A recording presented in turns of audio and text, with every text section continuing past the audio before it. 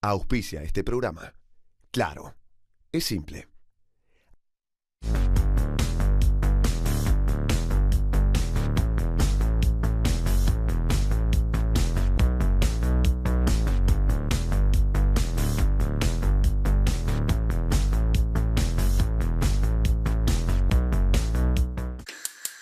Súmale mambo pa' que mi gata prenda los motores. Súmale mambo pa' que mi gata prenda los motores. Súmale mambo pa' que mi gata prenda los motores. El ministro al Congreso. Juan José Aranguren, titular de la cartera de Energía, se va a presentar mañana ante 4 comisiones legislativas para explicar las razones del fuerte incremento en las boletas de gas. Ella le gusta la gasolina. Dame más gasolina. No va a ser la primera vez, ya estuvo en el Senado intentando aclarar los primeros claroscuros del tarifazo. Si manteníamos el proceso tal cual como veníamos, los cortes de gas y de electricidad iban a ser más frecuentes y obviamente la calidad del servicio, especialmente de distribución eléctrica, iba a seguir deteriorándose. El ministro de Energía va a ser esperado por las comisiones de Presupuesto, Energía, Obras Públicas y Defensa del Consumidor en un plenario que va a ser presidido por el diputado macrista Luciano Laspina. La oposición va a buscar cerrar filas para interpelar a Aranguren y que justifique tanto el tarifazo como sus inexplicables argumentos. En el caso específico del gas, en el mes de mayo, en el bimestre de mayo a junio, el 87% de los usuarios recibieron facturas inferiores a 500 pesos. 540 pesos por mes es la suscripción básica de televisión por cable y en el Gran Buenos Aires el 74% de la población la tiene. La exposición de Aranguren ante los diputados ya generó conflictos secundarios. El jefe de gabinete Marcos Peña pidió que en la reunión esté presente el exministro de Planificación Federal y hoy diputado Julio De Vido, que no solo recogió el guante, sino que además devolvió gentilezas a través de Twitter, donde advirtió que hay un intento de tirar la pelota hacia la pesada herencia. ¿Se está embarrando la cancha? Por otro lado, el ministro de Hacienda, Alfonso Pratgay, anunció que si la Corte frena el tarifazo, se pueden recortar obras públicas y subsidios para mantener los precios de las tarifas de gas. La justicia te lo llega a tirar para atrás a todo esto. Vamos a poner el peor escenario para que todo lo que venga después sea posible de soportar. ¿La podés remar igual? ¿La podés sacar adelante o es un golpe duro? Y tenemos que buscar 80.000 pesos en otro lugar. Te quedan dos, o emitís o colocas una deuda. O gastas menos, porque el subsidio es un gasto. Si la justicia te dice usted no puede gastar acá, bueno, tendrás que recortar en otro lado. Por ejemplo, 80.000 millones de pesos es la obra pública de la segunda mitad del año. Aranguren va a defender el tarifazo al Congreso. La oposición va a buscar acorralar al ministro. La Corte decide el jueves. El tiempo pasa y muchos se preguntan si la etapa de aprendizaje todavía continúa. Y estamos también aprendiendo sobre la marcha.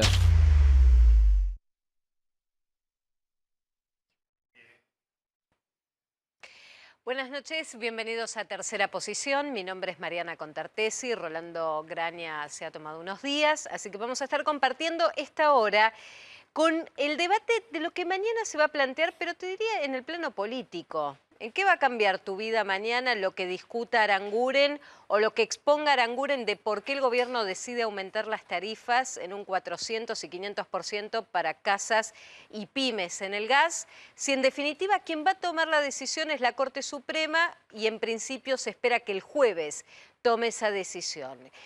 Pero el jueves podría haber un empate técnico con 4 miembros de la Corte como hay hasta ahora. Podría pasar. ¿Y qué paso siguiente se daría? Habría que esperar el próximo lunes a que jure como el último integrante de la Corte, el quinto integrante, Carlos Rosenkrantz, y entre martes y jueves, que son los días en los que la Corte se junta, tomen una decisión al respecto. ¿Fallo salomónico, como recién planteaban en el programa de Mauro Viale, o realmente se van a tomar algunos antecedentes que tiene la Corte donde dice que fijar tarifas y fijar el precio de tarifas es potestad exclusiva del Poder Ejecutivo? ¿Qué se está jugando el gobierno de Mauricio Macri esta semana?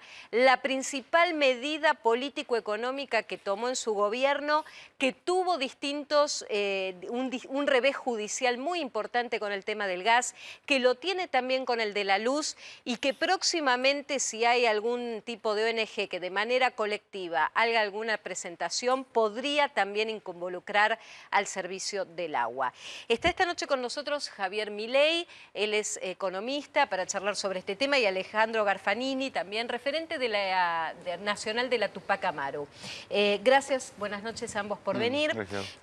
Javier, en principio la discusión es si es exagerado o no por parte del gobierno decir que está perdiendo 80.000 millones de pesos en el caso de que la Corte se eche atrás en la medida del tarifazo. No, no es exagerado. Lo que hay que tener en cuenta es que los subsidios energéticos estaban demandando más de 250.000 millones de pesos al año. Además hay que tener en cuenta otra cosa que me parece mucho más delicada, que entre los subsidios energéticos y al transporte, todo lo que eran los subsidios económicos, demandaban 5 puntos del PBI. Esos 5 puntos del PBI, 4 se financiaban con emisión monetaria, y eso te dejaba un nivel de emisión monetaria del 35% anual, con lo cual, tenías una inflación piso del 35% anual. ¿Qué quiere decir esto? Que vos estabas subsidiando a los que más tienen en el país, cobrándole a los más vulnerables, que lo hacías con impuesto inflacionario. Pero para que se entienda, el aumento de tarifas, el gobierno dice que es para evitar que se emita moneda y por lo tanto haya inflación en el país. Bueno, es que justamente eso te permite achicar el déficit fiscal. Es decir, si vos achicás los subsidios, el déficit fiscal cae. Lo otro que hay que entender también, que es muy importante, es que desde la salida de la convertibilidad, los precios en la economía argentina se multiplicaron por 11. Y si le sacás los subsidios, los energéticos, se multiplicaron por 15. Quiere decir que el desfasaje es 15-1. Entonces, también esto de ajustarlas un 400%, que multiplicar por 5, es un ajuste gradual. Ahora, ¿cuál es el problema? El problema es que está mal hecho. ¿Sí? Vos cuando vas a hacer una revisión tarifaria integral, que es lo que se menciona como RTI, vos haces un estudio de distintos componentes que al final de cuentas implica que los ingresos que genera la empresa a lo largo del tiempo sean suficientes para pagar los costes de operación y mantenimiento, para pagar los impuestos, para pagar la carga financiera y para pagar... Pero el gobierno dice que eso está hecho y que se hizo en su momento con audiencias en el año 2005 y que después se hizo todo un estudio para evaluarlo. No, eso no está hecho. Eso no está hecho. Una RTI bien hecha demanda 2 años hacerla. Este gobierno lleva menos de 1 año y el gran problema por el cual el ministro no puede explicar lo que hizo y no puede ir a una audiencia pública es porque no hizo la RTI. Pero no tiene 2 años según el gobierno porque ya estamos tapados por una crisis energética. ¿Cómo se soluciona? Bueno, pero vos lo tenés que hacer inteligentemente. Mirá lo que podrías haber hecho. Por ejemplo, vos podrías haber cambiado el plan de inversiones, podrías haber eliminado impuestos, podrías haberle permitido a la empresa que aumente su apalancamiento financiero, que tome deuda. Además, le podrías haber permitido, con garantías del gobierno, bajarle el costo del endeudamiento. Una vez que vos le haces todo eso, le podrías haber hecho que las tarifas suban paulatinamente a lo largo del tiempo y vos aún así el contrato lo estarías poniendo en equilibrio, en shock. Dame un segundito que esto es interesante. Pero vos fíjate esto, si no hubieras hecho ninguna de las cosas que te dije recién y solo lo hubieras ajustado paulatinamente, lo tenías que subir mes a mes 5,6% para lograr este restablecimiento del equilibrio. ¿Sabes qué quiere decir? Que lo hicieron mal. Lo hicieron mal. O sea, vos no solo te fijás de la sustentabilidad, que es que el contrato sea factible, rentable, sino que te tenés que fijar en la sostenibilidad. Es decir, vos no podés generar un caos social. No, esto es de lo técnico. Y a ver, Alejandro, ¿qué implica desde la gente de facturas que le han llegado? Porque el tema es, en luz no llegó tanto como en gas, pero en gas yo conozco particularmente casos que han llegado 3.000, 4.000 pesos de gente que tiene salarios promedio 10.000 pesos. Ahí es donde se nota la brecha. O menos, o salarios de 6.000 pesos. Yo creo que gradual este gobierno no hizo nada, absolutamente nada. Creo que transfirió recursos del campo y de la minería apenas asumió. Creo que ahora quiere resolver el tema de la falta de recursos a través de este tarifazo, por ejemplo. Me parece un disparate hablar de aumentos de 400%, 500%, 300%. Me parece un disparate. Un disparate porque los salarios no han aumentado en esa lógica. ¿Cuáles son las Entonces, consecuencias sociales de este aumento de tarifa para los sectores más protegidos, los que tienen menos recursos? y bueno, lo que está sucediendo en el conurbano. O sea, hoy la gente se calefacciona con leña, cosa que no sucedía hace 12 años que no sucedía una cosa así. Yo estuve hace 15 días, aparte lo que yo digo es que hay una puja, como en la década pasada hubo una puja distributiva, en las paritarias, Sí. ahora hay una puja entre grupos económicos, parecería. Porque ahora lo que están pujando es rentabilidad, las empresas privatizadas, que son las empresas de servicios. Yo estuve hace 15 días en Florencio Varela y Berazategui, Sí. sábado a la noche. Este sábado pasado, en el anterior. Era el 2001, cada 2 cuadras, fogatas. Hacía 15 días que la gente no tenía luz. 15 días sin luz. Florencio Varela y Berazategui. Sí. Esa es la situación. ¿Por qué no hay luz? Estamos en invierno. Generalmente los cortes de luz son en verano. Bueno, no sabemos. ¿Será la empresa que está extorsionando, que está apretando, porque quiere mayor rentabilidad? Bueno, esto es lo que nos está sucediendo en Argentina desde que asumió el gobierno nacional de Macri. La puja es de los sectores, de los grupos económicos por tener más rentabilidad. Pero a ver, logró sí. rentabilidad del campo, logró rentabilidad de la minera y ahora quieren rentabilidad estos grupos. Porque en 12 años no tuvimos problema de tarifa. Hubo sí un problema en algún punto en los veranos de cortes de luz. No te lo voy a discutir, sí, pero no hubo problemas de tarifa. Alejandro, porque Javier, hubo problemas de servicios en los 12 años. Mirá, claramente hubo un fuerte deterioro en la calidad del servicio. En algunos momentos picos el sistema colapsó.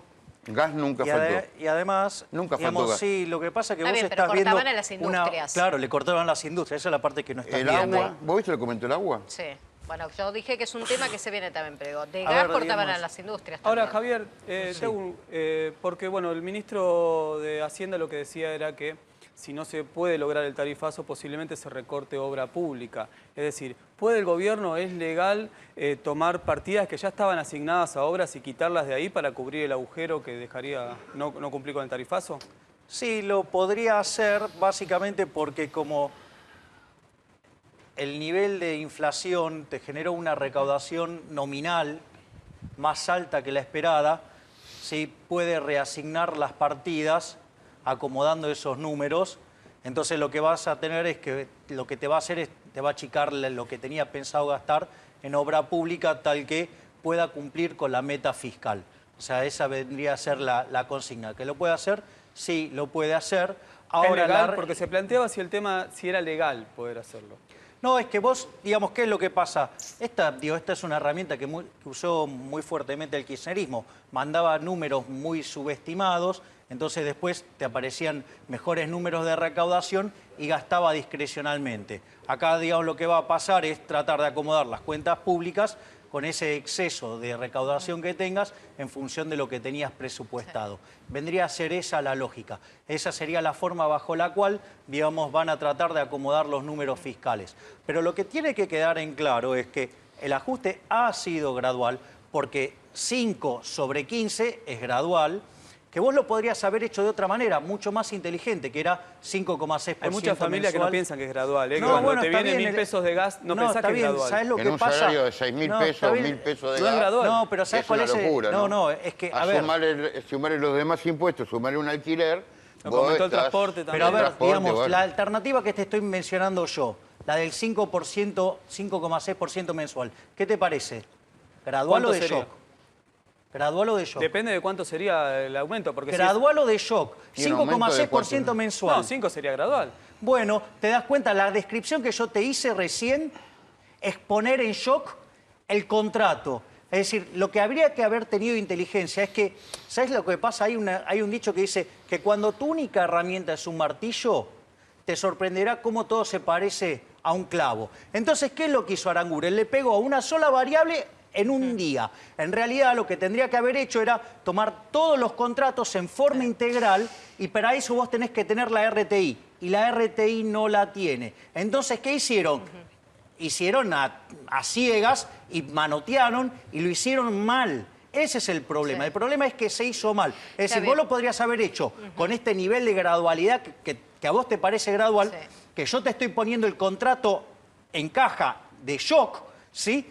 Y sin embargo, lo hubiera sufrido mucho menos. Pero ¿sabes lo que pasa? Que para hacer esta cosa bien, tenés que saber del tema. El tema, Javier, la explicación también hay que evaluarla si también es ideológica o de separación del gobierno en este caso en cuanto a lo ideológico y lo que pasa con Venezuela. Porque de esta manera se refería Marcos Peña comparando la situación energética de nuestro país y de Venezuela.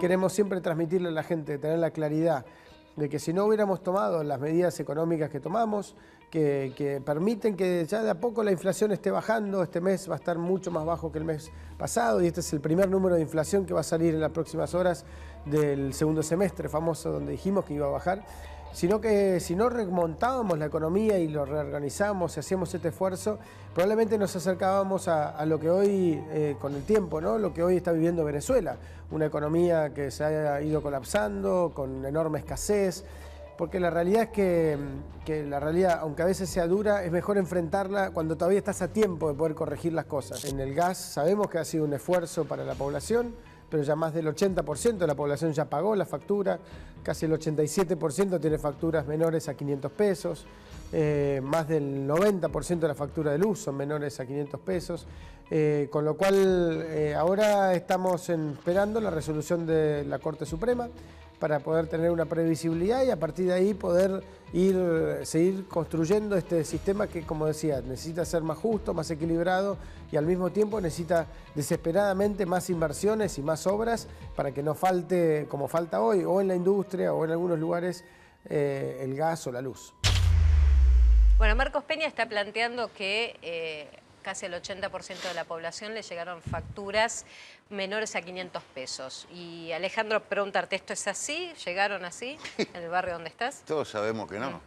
Todos sabemos que el conflicto social que se generó por la factura de gas fue porque vinieron facturas de 1.000 pesos, 1.500 pesos, 2.000 pesos. Pero bueno, no sé la información que tendrá Marcos Peña. La verdad que no desconozco, pero la verdad que todos sabemos que el tarifazo fue brutal. Pero, Pero, ¿y dónde? Pero, a ver, Javier, ¿dónde está entonces vos decías el de error? una cuestión ideológica, digamos. Vos recién hablabas de una cuestión ideológica. Y es real. Es una cuestión ideológica lo que plantea el gobierno cuando plantea estos tarifazos y cuando plantea la transferencia de recursos a los sectores de mejores ingresos de la Argentina, digamos. El gobierno está preocupado en cerrarle los números a las empresas y a los sectores de mayores recursos de Argentina. No está preocupado en resolver el problema de los sectores populares. Pero es así, pero perdón, Javier, mira, ¿es así o no? ¿O estamos realmente en una situación él me decía caótica? de obra pública, Sí. él hablaba recién de obra pública. Si se va, vos decías, ¿van a utilizar los recursos de la obra pública para subsanar el faltante de la recaudación del gas? Bueno, en realidad si utilizan eso, en este primer semestre no se ejecutó el presupuesto de obra pública, que yo sepa. ¿Van a utilizar todo el presupuesto anual de obra pública? ¿No lo van a ejecutar en este país, la obra pública? En este país se dejó de construir vivienda social desde hace 7 meses. Hay 66.000 cooperativistas, que fue el motivo por el cual Milagro Sala, que hoy está en huelga de hambre, en el penal de Alto Comedero, y fue detenida por hacer un acampe pidiendo la continuidad laboral de 66.000 cooperativistas que hoy son desocupados, que tenían salarios básicos de UOCRA. Esos son parte de los 1,5 millones de pobres Pero nuevos que tenemos en entonces, Argentina. Alejandro, para entender y para cerrar ¿No? un poco esta situación, ¿esto es así No, cómo es el planteo del gobierno? No, mirá, desafortunadamente está mal lo que dice acá el compañero. Ah, mirá vos. Y te explico por qué. Porque en realidad los subsidios, sí, sabes que alguien lo tiene que pagar. No existe tal cosa como los almuerzos gratis. Claro. Entonces, como tus recursos no alcanzaban para cubrir los gastos, se financian con emisión monetaria. La emisión monetaria trabaja como un impuesto y es un impuesto que golpea justamente a los más vulnerables. Entonces, cualquier medida que vos generaras acá, no estabas redistribuyendo hacia las empresas. Lo que estabas haciendo era sacarle a la parte que más poder adquisitivo tiene la Argentina, redistribuirlo para dárselo a las empresas y dejar de castigar a los que menos tienen. Con lo cual, la distribución del ingreso después de... Pero para... Déjame explicar. Lo que menos tienen hace 6, 7 meses que a ver, lo que dijiste está mal y yo estoy nunca. tratando Hay de 1,5 explicarte millones nuevos de educadamente. pobres. A ver, entonces yo no entiendo lo que vos decís. Yo entiendo... Durante 12 años ¿sabes cuál es lo que pasa? Mira, lo que estás diciendo está mal. ¿Quién lo pagaba durante 12 años? No, pero yo te estoy tratando de explicar por qué está mal.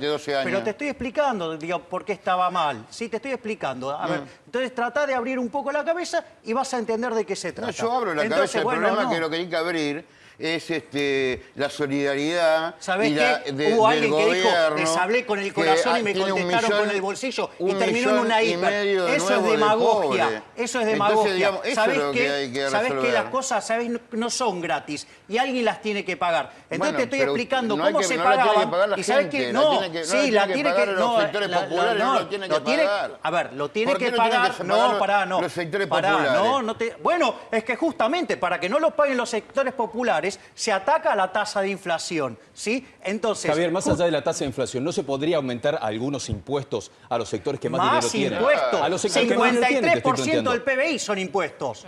Es una locura. Este país está imposibilitado de crecer por esa presión fiscal. Es decir, Argentina subió la presión fiscal en 17 puntos del PBI cuando la región lo subió en 1.2. Subió el gasto público en 19 cuando el resto lo subió en 2. Pero me estás cargando. ¿Qué es subir los impuestos? Es una locura, hay que bajarlos a la mitad. Hay que achicar el sector público a la mitad. Yo creo que, Javier, lo que va a estar pendiente... Pero para bajar el sector público tiene que echar más gente del Estado. Pero eso es la falacia de lo que no se ve. ¿Vas a echar más gente del Estado todavía? Pero esa es otra... ¿sabes lo que pasa? Eso es una falacia. No, pero déjame que le explique porque está mal. Déjame que explique la falacia de lo que no se ve. Cuando vos bajás el gasto público y bajás impuestos, lo que haces es sacarle la plata al señor sector público, que ya vemos en qué se la gastan, en especial los gobiernos nacionales y populares, y se la devolvés a la gente. ¿El señor público es el Estado? Y eso, ¿Es el Estado el señor público? Sí. Está bien, pero... No es el señor público, es el Estado. Sí, pero para terminar el argumento. Si no, no vas a aprender nunca. Si no me escuchás, no vas a aprender. ¿Sabés qué? Entonces, ¿sabes lo que pasa? Pero déjame explicar. Si no me dejas explicar, no vas a entender. Si no, seguís pensando de la manera incorrecta, maltratando y perjudicando a tu propia gente. Es el Estado. Yo estoy hablando bien. Vos querés achicar el Estado. Obviamente, le quiero devolver a la gente la capacidad de gasto. Y eso lo que va a hacer es generar empleo en otro lugar de la economía. O sea, eso es lo que va a hacer. Y va a ser mucho más productivo y la economía va a crecer más. Bueno, pero frenalo a él que se la pasa hablando adelante mío. Es decir, yo soy una persona educada. Forzarlo que él sea un ser educado, normal. Va a ser un tema de debate que vamos a tener igualmente porque el tema tarifas va a continuar y otro tema, por supuesto, que va a tener relación, entre otras cosas, con lo que ocurre también con la plata del Estado es la nueva denuncia que presentó Margarita Stolbizer contra la expresidenta de la Nación, donde está señalando que el dinero que ella tenía en los últimos años, en una forma de esquivar o de gambetear a la justicia para evitar que esos bienes sean embargados, decide transferírselo a sus hijos. De esta manera, Stolbizer hacía la presentación de la denuncia.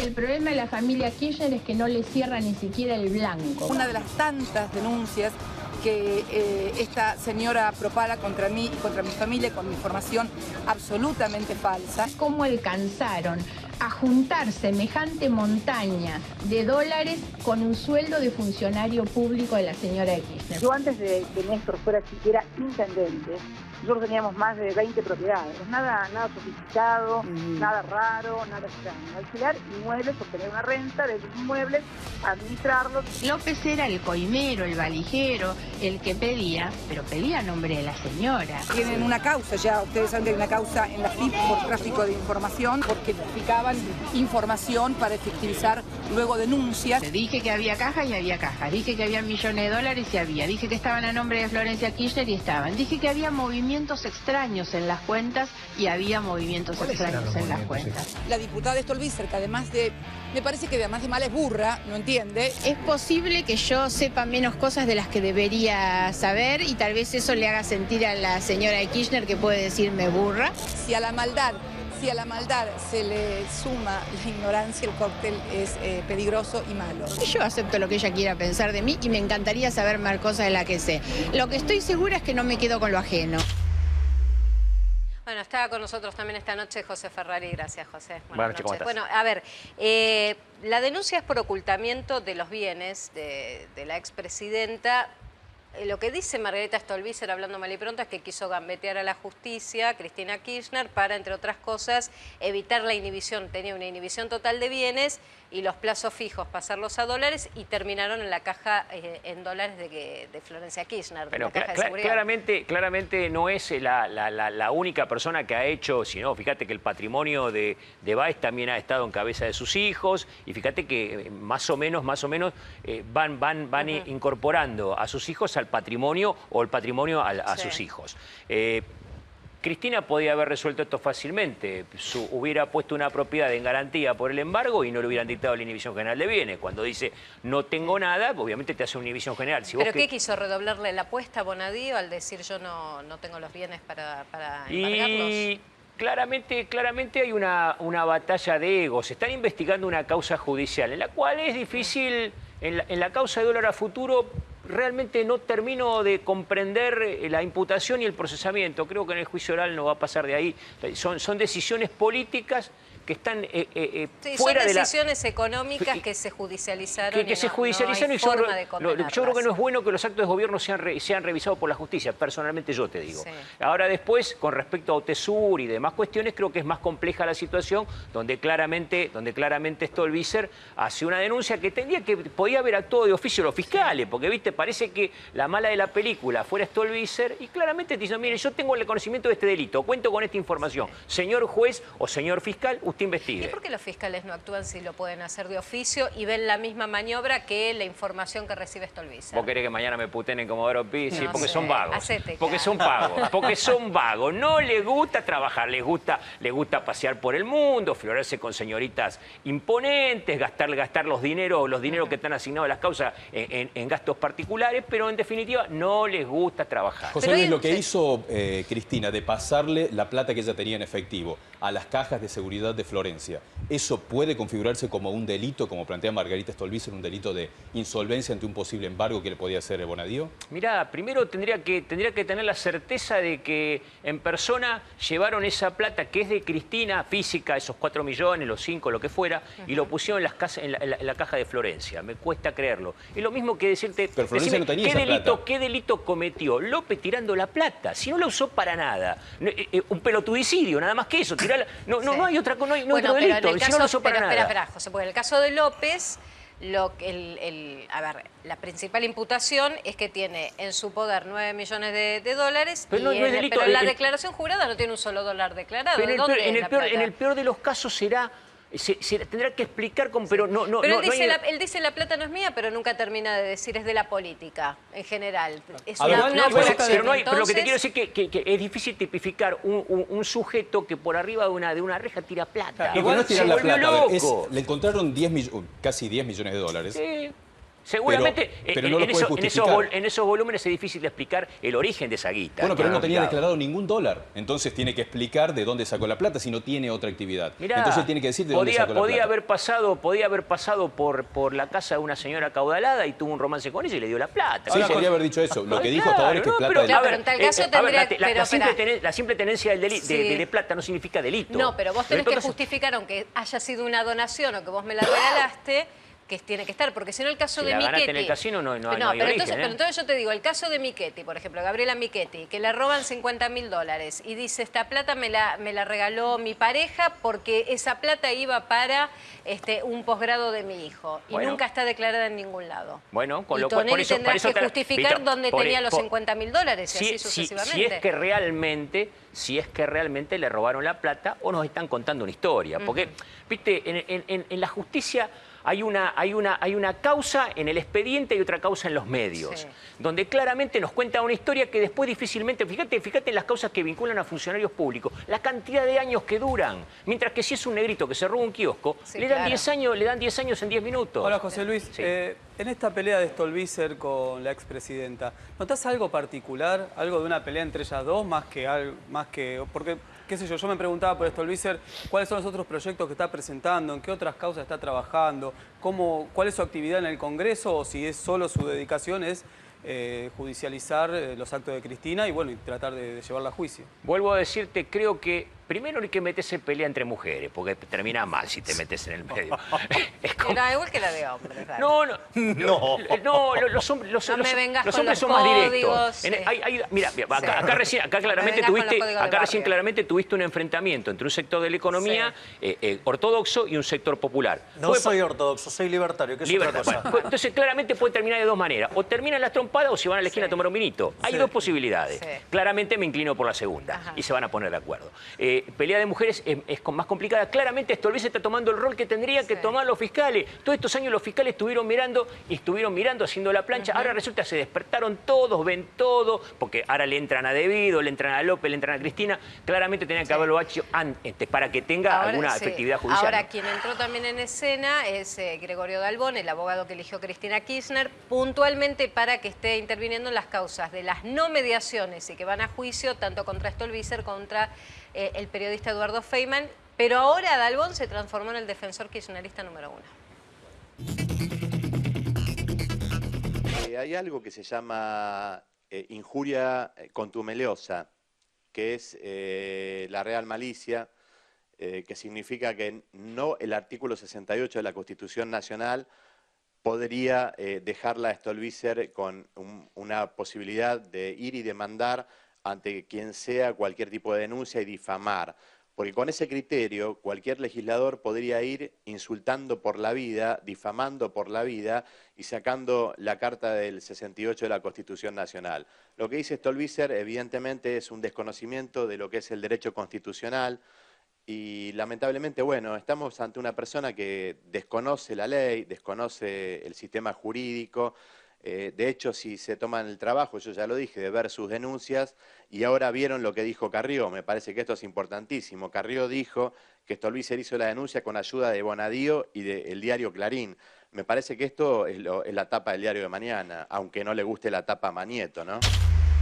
Claro. ¿Sabes qué quiero entender, José? La incursión de Dalbón ahora, puntualmente Cristina lo eligió para estas dos causas mediáticas. ¿Necesitaba un abogado mediático o necesitaba algo que generara revuelo? Lo conozco a Dalbón hace 20 años. ¿Y entonces? Y claramente, cada cual en el fuero penal, acá tenés una leyenda como Juan Gabriel Lavaqué, que aparte es un abogado que tiene muchísimos años, un hombre que conoce mucho del derecho.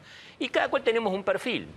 Y creo que lo que quieren es, a ver, claramente Gregorio Dalbón, en el juicio, empezó los juicios del ferrocarril, las 55 víctimas del Sarmiento, diciendo: el Estado argentino y sus funcionarios, Cristina, ustedes deben de responder por la corrupción.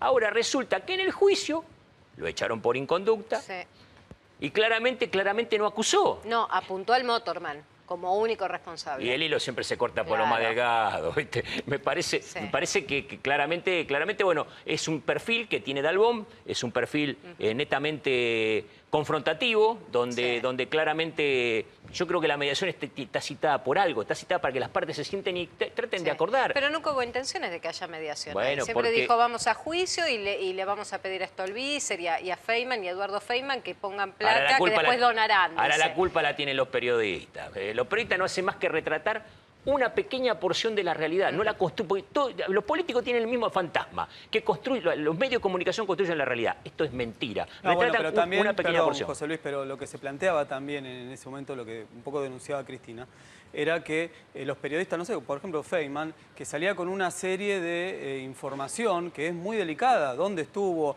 Que si el teléfono... Que, no, pero a ver, lo de Feynman le dijo que era coimera, o la trató de coimera. Está imputada por coimera, Cristina. Que tenía la sensación de que estaba en presencia, así fue textual, que tenía la sensación de estar en presencia de una coimera. Bueno, él dice que tiene la sensación de estar con una persona que es coimera.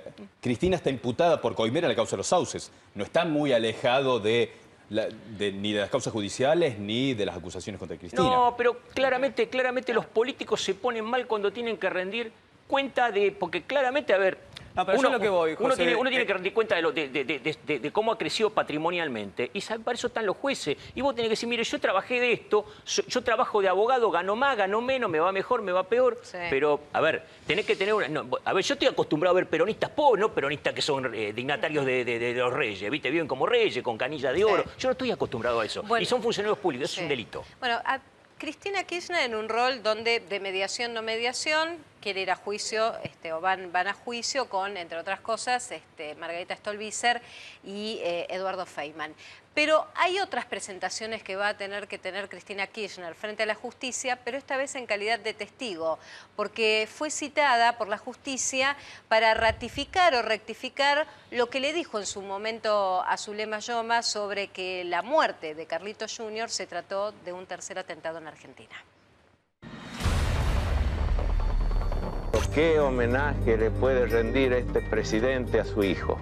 Redoblar el esfuerzo, no desfallecer para que Argentina siga creciendo. Estaba convencido al principio de esto que se trataba de un accidente, pero muchas veces la intuición de una madre hay que tenerla en cuenta. La expresidenta Cristina Fernández de Kirchner fue citada a declarar este viernes por la causa que investiga la muerte de Carlos Menem Jr., porque le habría dicho a Zulemita Menem que esa muerte fue el tercer atentado. La doctora Fernández de Kirchner hace un tiempo nos recibió a mi madre, al doctor Lavaqué y a mí en la Quinta de Olivo, en la cual ella me dijo, Zulemita, tanto tu padre como yo sabemos que la muerte de tu hermano fue el tercer atentado de Argentina. El expresidente Carlos Menem declaró que el ex canciller Guido Di Tella, fallecido en 2001, le había dicho que Hezbollah mató a Carlos Menem Jr. Culpó nada más y nada menos que al Hezbollah. No es menor lo que ha dicho. ¿No te da un poco de miedo? Claro que sí. Mi padre trató de evitar estas declaraciones durante mucho tiempo para cuidarme a mí. Y claro que cuando el juez le preguntó y le dijo, sentía temor y él contestó que sí, que por favor cuiden de mis nietos y de mi hija, y el juez ordenó custodia para los chicos y para mí. La justicia investiga desde hace 21 años la muerte del hijo del expresidente Menem cuando cayó con su helicóptero en un campo de la localidad bonaerense de Ramallo. Cuando llegan en ese momento ahí a los cables, se siente la explosión. Yo salí corriendo, cruzo todo el campo corriendo hasta que llegué al lugar, que lo vi a las dos personas abajo, incrustado abajo los fierros. Estamos en condiciones de confirmar que Carlos Menem Jr. ha dejado de existir. La señora Zulema Yoma, bañada en llanto, acompañada por el presidente y Zulemita, están en este momento subiendo a un móvil que los llevará hasta el helicóptero, de donde regresarán a Buenos Aires. Se ha confirmado ya que se produjo el deceso de Carlos Menem Jr. La investigación judicial dijo siempre que fue un accidente. Carlos Menem por muchos años hizo silencio, pero desde hace un tiempo comenzó a abonar la hipótesis de que su hijo fue asesinado. Al principio pensó que era un accidente y después no. ¿Qué lo hizo cambiar de opinión, doctor? Una pericia que llevó a cabo la Gendarmería Nacional, los peritos de la Gendarmería Nacional, que hablaron de un tiro en el fuselaje del helicóptero, de un impacto de bala. Y eso evidentemente me hizo cambiar de opinión. Lo que yo pretendo y pretende mi familia es que sepa la verdad. Más allá de quién fue el autor, para Zulema Yoma hay pruebas suficientes de que se trató de un atentado. Que no me interesa si es el Hezbollah, si es el narcotráfico. ¿De verdad no te interesa saber quién fue? Me gustaría saber, pero el interés profundo mío es mi hijo. Sí, el interés mío es mi hijo Carlito. Y recoger esos restos que lo han bastardeado, le han hecho desastre con ese cadáver. ¿Por qué no colaboran esta gente en decir, señor juez, está la pericia de Gendarmería, es terminante, indubitable? ¿Quién más quiere, señor juez? La declaración de Cristina Kirchner puede ayudar a esclarecer si la muerte de Menem Jr. fue un accidente o si fue un atentado. Quiero quiero quedar con esta pregunta entonces. Está el doctor Juan Gabriel Lavaqué con nosotros, el abogado de Zulema Yoma. ¿Cómo le va, doctor? Bien, bien. ¿Y Cristina va a poder dilucidar un poco más qué pasó con Carlitos Jr.? ¿Qué sabe Cristina? No, creo que no se va a poder dilucidar nada. Yo estuve en esa reunión, Zulemita lo ha dicho y es cierto. Estaba Zulemita, la expresidenta y yo. Eso fue en octubre del 14. Sí. Zulema pidió verla a la presidenta, ella la recibió. Fue una reunión más entre dos madres que entre una presidenta y una querellante, si usted quiere, en la causa. Lo dijo la señora Cristina, es cierto, y lo dijo en un tono que yo salí convencido que era una especie de tono político, no jurídico, si usted quiere. No dijo, mirá Zulema o Zulemita, la CIDE me ha dicho tal cosa, yo tengo... No, dijo, vos y yo como papá o como mamá, o creo que se lo dijo a Zulemita, tu papá y yo sabemos que lo de tu hermano fue un atentado. Claro. Ese sabemos es el sabemos de los políticos, es un sabemos genérico, donde no hacen falta las pruebas. No tengo nada contra los políticos, si yo también lo soy, pero digo, uno cuando a su vez de ser político tiene la rigurosidad del abogado que necesita las pruebas, y es prueba al canto, lo de la señora Cristina no tiene casi valor. ¿Pero qué quiso? Hacen bien en citarla porque, bueno, lo dijo. Pero el tema es si lo dijo solamente para conformarla a Zulema en esta lucha que lleva más de 20 años de saber qué pasó con Carlitos Jr. No. O oculta información o lo deja como un mito. No. Lo dijo, lo repito, porque fue así lo entendí yo. De la misma manera Carlos Menem dijo, se comenta que la señora mató a Néstor. ¿O no lo dijo? ¿Algún fiscal? Esto lo dijo Carlos Menem, ¿sí o no? Vos sos muy incisivo. Ahora, pero no miento, lo dijo así. Claramente. Objetivamente, lo dijo en una forma que no sirve como prueba jurídica. Voy a ser bien concreto. Pero hacen bien en investigarlo porque en derecho penal hay que buscar la verdad real, ¿no? No la formal. Cuando uno pelea por 2 pesos o por el alquiler... Es plata, ¿no? Es plata y es la prueba formal. Como presénteme el recibo. En derecho penal se busca la verdad. ¿Pero está bien el llamado a declarar o es exagerado? No es exagerado. No. Yo creo que el juez ha hecho bien en llamarla. Lo que... Respondo a la pregunta, no hay que crear falsas expectativas. A mí me da la impresión que esta semana está de turno Cristina. Y la cita. Le están ligando todo. Lavaqué, ¿cuáles son los elementos judiciales que usted conoce de la causa por los que creen que puede haber sido un atentado y no un accidente? Mire, para serle totalmente franco, porque yo creo que hay que decir todo, los únicos dos que están más que sospechados de estar ocultando algo, encubriendo algo, es el propio juez Villafuerte Russo y lamentablemente debo decirlo, el papá del chico. Porque son los únicos dos que a través de los 22 años que lleva, 21, perdón, esta desgraciada causa, han tenido una conducta no cristalina. Menem, lo estaba escuchando, primero no solamente dijo que era un accidente, trajo técnicos de Estados Unidos para probar que era un accidente, presentó un terrible escrito acusando a su esposa de estar perturbando todo con esto de decir, tremendo, lo tengo yo escrito. Lo he tenido que recopilar porque hemos presentado contra el juez Villafuerte Russo una denuncia en el Consejo de la Magistratura y nos han atendido muy bien, debo reconocerlo, nos ha invitado el doctor Piedecasa, que es el presidente, y la doctora Donato, que preside la Comisión de Disciplina, a Zulema y a mí nos han escuchado con mucha paciencia. Tengo grandes esperanzas ahí, pero eso lo hemos dicho con toda claridad. Acá hay un ocultamiento o un encubrimiento por parte del juez. ¿Pero hay una necesidad de cambiar de juez entonces a esta altura? Yo estimo que sí. Lo que pasa es que no me animo, lo digo francamente, a recusarlo o a apelar. Él me ha incitado por escrito, recúseme o apele, porque ya la Cámara de Apelaciones de Rosario, ahí pertenece San Nicolás, está bien que hace mucho, en 1990, no, perdón, en 2000, claro, 1999, 2000, confirmó la tesis del juez que era accidente. Hace mucho y sin que se produjeran todas las pruebas que Zulema, con mi ayuda jurídica, hemos logrado, pero le tengo miedo.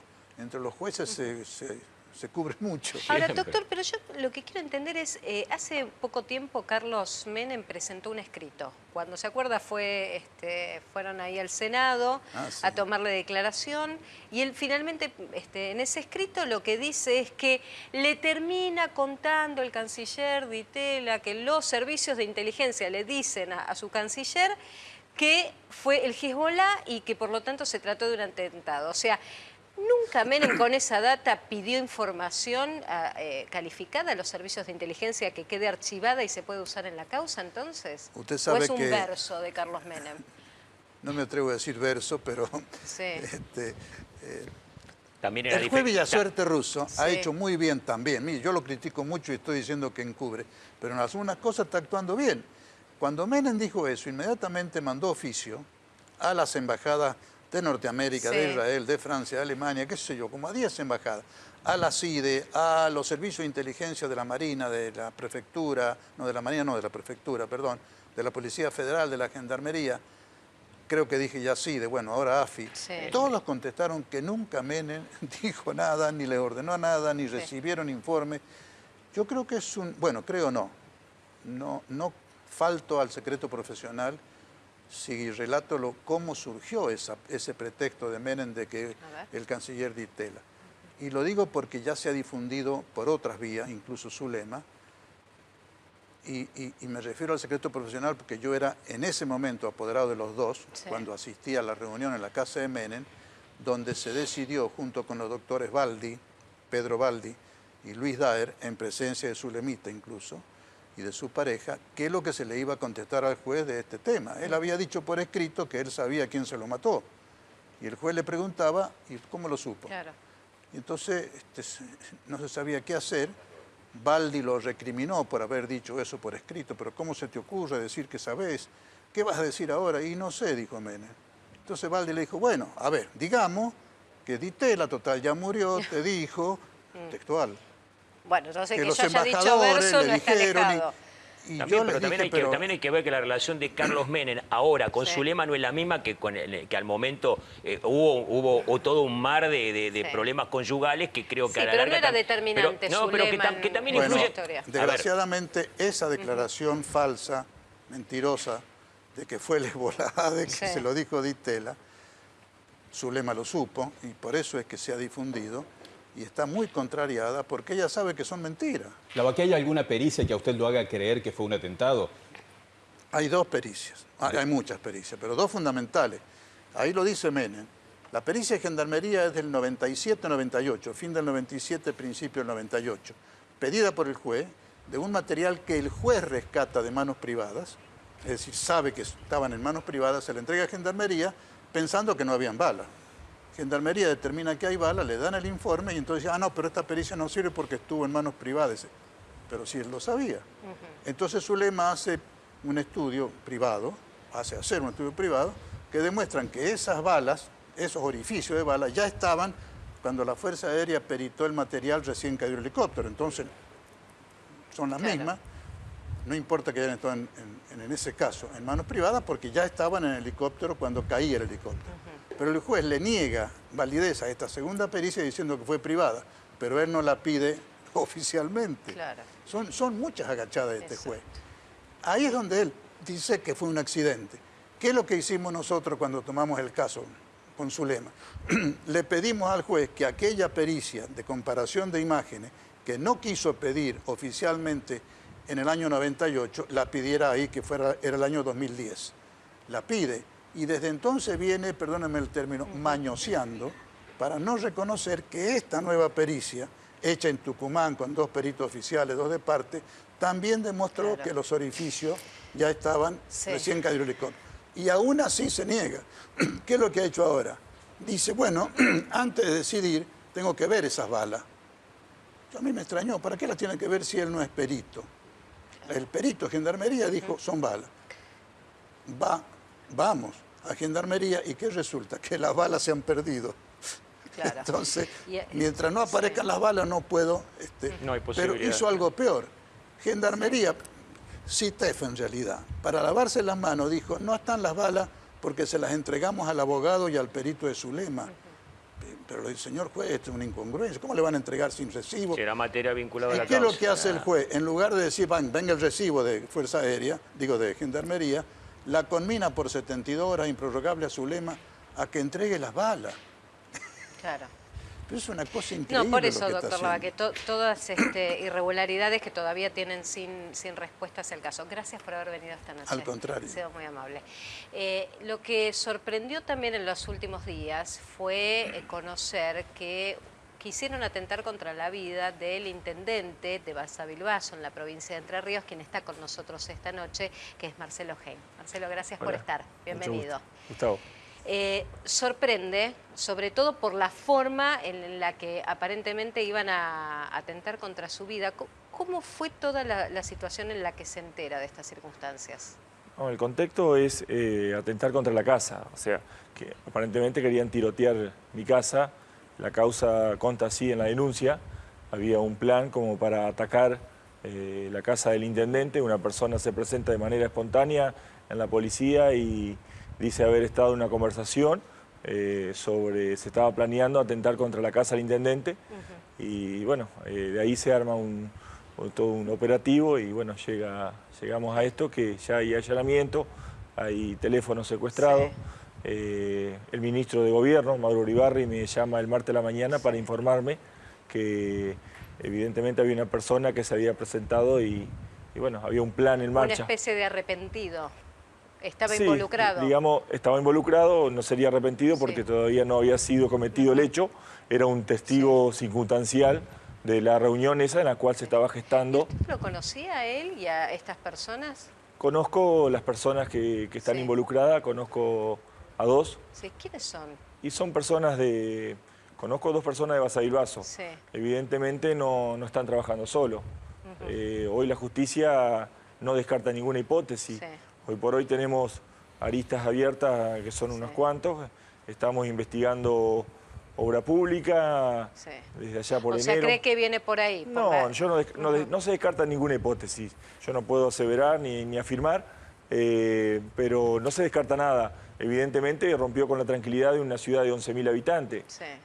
Soy un intendente nuevo, o sea... Ustedes eran vecinos, o sea, era Y gente misma. un pueblo de 11.000 habitantes, casi que uno nombra quién vive al lado de quién, casi que uno no nombra las calles. Gustavo, ¿tiene miedo?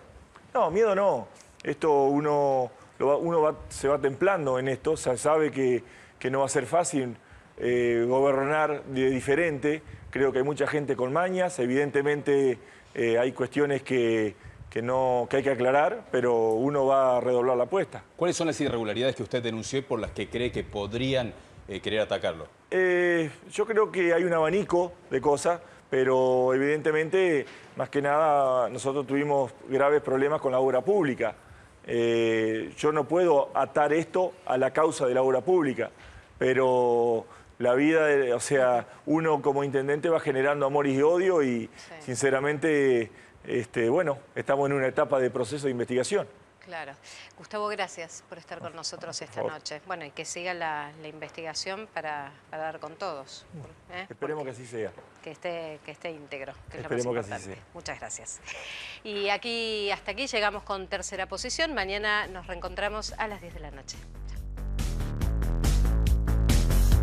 EcoHair, eficacia del 84,6% en la recuperación capilar, clínicamente testeado en hombres y mujeres. Actúa desde la raíz hasta la punta del pelo, aportando minerales, vitaminas y polifenoles. Loción fitocosmética de triple acción, disminuye la caída, estimula el crecimiento del pelo y controla la caspa, sin efectos adversos. Disponible en farmacias de todo el país o en ecohair.com.ar. Productos elaborados bajo patentes del CONICET. También EcoHair Shampoo y acondicionador.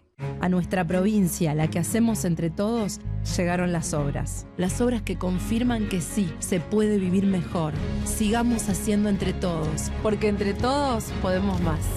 Buenos Aires Provincia, entre todos podemos más. Auspició este programa. Claro, es simple.